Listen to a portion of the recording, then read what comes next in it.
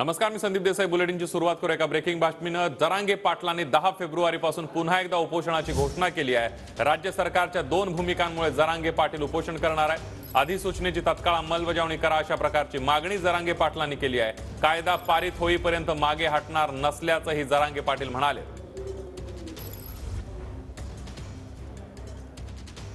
सगळे स्वरांच्या अध्यादेशाचं कायद्यात रूपांतर 15 दिवसाच्या वेळेनंतर आपण कायद्यात रूपांतर अधिवेशन त्याच वेळेस घ्यावं किंवा त्याच होत्या 15 दिवसाच्या वेळेसच आपण विशेष अधिवेशन बोलून त्याचं कायद्यात रूपांतर करावं. जर आपण तातडीनं उद्यापासून जर त्याची अंमलबजावणी सुरू नाही केली तर 10 फेब्रुवारीला अंतरवाली इथं मी त्याची अंमलबजावणी व्हावी म्हणून कठोर आमरण उपोषण सुरू करण्याचा आज निर्णय घेतलाय.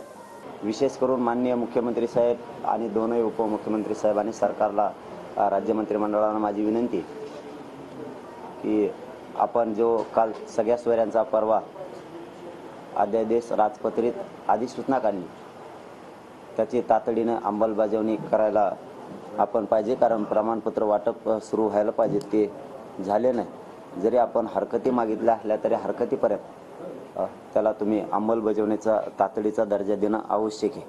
आमचं सरकार कुठल्याही परिस्थितीत ओबीसीवर अन्याय होऊ देणार नाही. स्वतः मुख्यमंत्र्यांना देखील हे स्पष्टपणे अतिशय माहिती आहे की ओबीसी समाजाचं संरक्षण आपल्याला करावंच लागेल. त्यामुळे त्यांची ही भूमिका ही तशाच प्रकारची आहे. आणि मी अगदी स्पष्टपणे सांगू इच्छितो की जोपर्यंत भारतीय जनता पार्टी सरकारमध्ये आहे तोपर्यंत काहीही झालं तरी आम्ही ओबीसीवर अन्याय होऊ देणार नाही. फडणवीस साहेब काय म्हणले तुम्हीच सांगितलं ना मला. नावात काय त्याच्यात काय ते जमे दुश्मनी का गोळ्या घालणार का आम्ही एकामेकाला. त्यांनी म्हणलेत की आम्ही काही झालं तर आम्ही केंद्रापर्यंत जाऊ.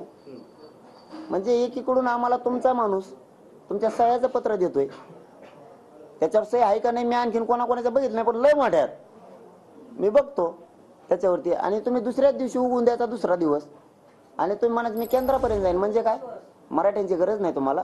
एकाच ऐकून तुम्हाला मराठ्यांचं वाटोळं करायचंय. आणि ह्या कायद्याला महाराष्ट्रातल्या मराठ्यांना पुन्हा सांगतो, गैरसमज नको. कायद्याला कोणाच्याच याने काहीच होत नाही. फक्त 2 स्टेटमेंट बद्दल हे वळणावर नीट आणण्यासाठी की 10 तारखेची घोषणा करावी लागते. मला मी केली, आता मी मागे सरकत. रायगडवरून जरांगे पाटलांनी 10 फेब्रुवारीपासून आमरण उपोषणाची घोषणा केलेली आहे. सरकार 2 भूमिका का घेत आहे? सरकारच्या 2 भूमिकांमुळे उपोषणाचा निर्णय घेतल्याचं जरांगे पाटील म्हणाले.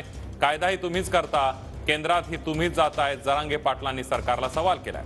पत्रावर दोघांच्या सह्या आहेत तर केंद्रात जाण्याची भाषा का, असा सवालही जरांगे पाटलांनी केलाय. विशेष अधिवेशन घेऊन अधिसूचनेचं कायद्यात रूपांतर करण्याची जरांगे पाटलांनी मागणी केली आहे. 10 तारखेपासून सगळे सोयऱ्याच्या अधिसूचनेची अंमलबजावणी करा, असंही जरांगे पाटील म्हणाले. 10 फेब्रुवारीच्या आत महाराष्ट्रातील दाखल गुन्हे मागे घ्या. शिंदे समिती मराठवाड्यामध्ये काम करत नाहीये, असा जरांगे पाटलांचा आरोप आहे. कायदा पारित झाल्याशिवाय मागे हटणार नसल्याचं म्हणत जरांगे पाटील भूमिकेवर ठाम आहे.